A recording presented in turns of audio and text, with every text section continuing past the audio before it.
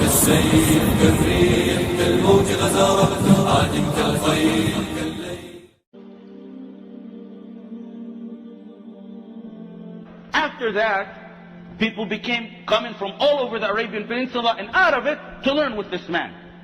And a unique thing happened. It's something small, but I guess Allah tests people with something like that. A woman came to him, she said, I commit adultery. And he was the figure of that town. So he did exactly what the Prophet ﷺ said when Al-Ghamidiyya came to him. He said, are you crazy?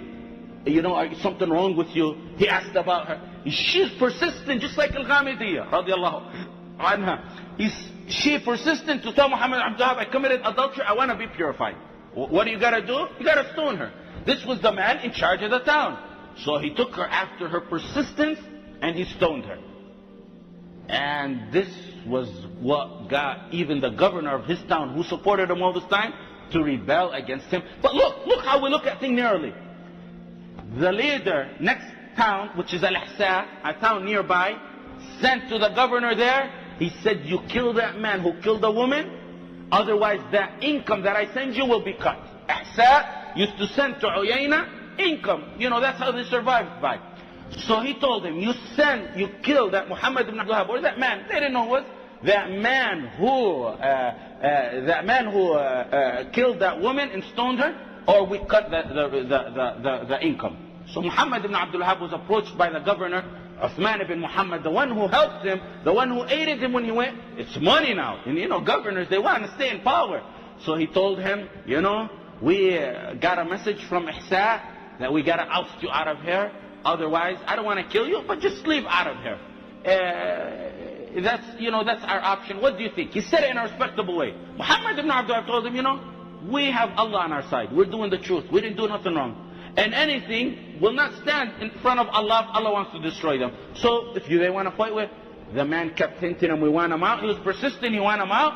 Again, Muhammad ibn AbdulVehabi leaves and goes to another nearby town and stations himself there. That town, the governor of that town is Muhammad ibn Saud, the great-great-grandfather of these corrupt leaders at Saud today.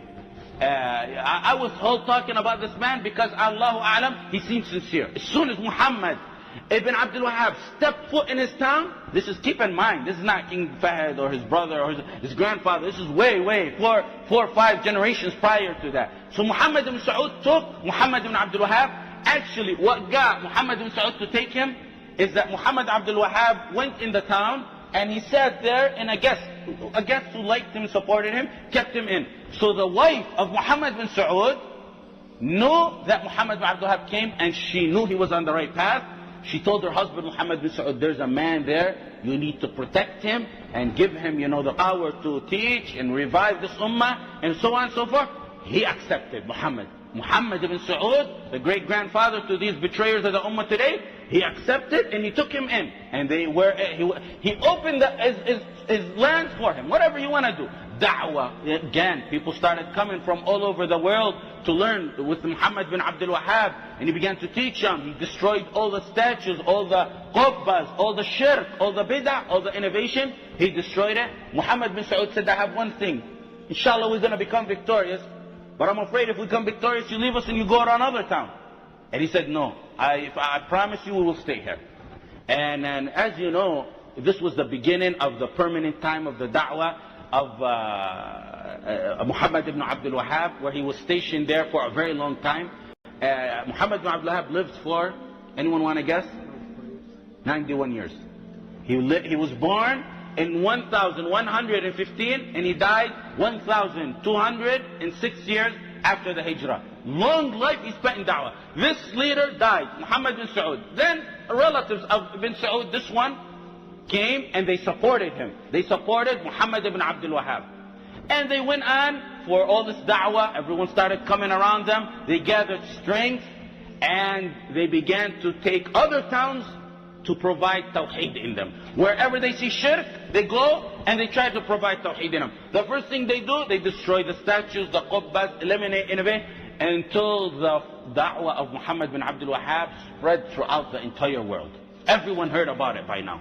Everyone in the world heard about it.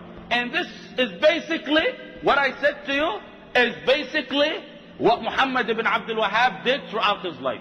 He started his military mission. He didn't use military until it was 1,158 years after the hijrah of the Prophet Muhammad ﷺ, until he died. He used to go town to town.